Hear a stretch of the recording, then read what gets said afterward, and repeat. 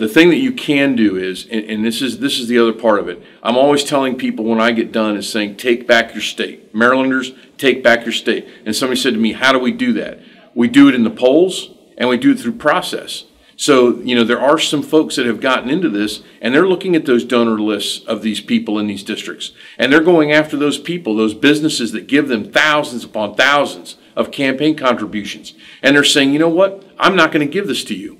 People that are saying, look, you know what? I have voted for Democrats my whole life, and this is what I get. This is what the machine does in Annapolis. You look up on that board and you see those votes against common sense stuff. That's because the machine said this is the way it's got to be. So until you change that dynamic up here and you break up that supermajority, there is no incentive for them to come across and even work on us on a common sense issue.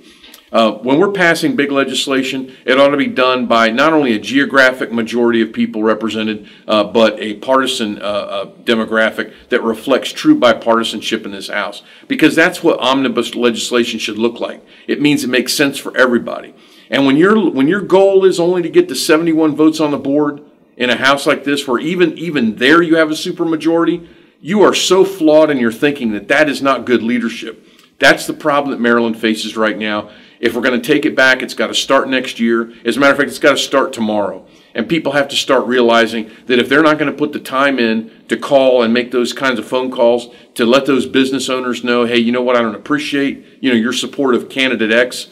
If that's not what changes the game for us, then the only thing that people need to do is reconsider where they live. Because if this state can't be taken back after the arrogance of the last couple of years under the O'Malley Brown administration, then it'll never be taken back.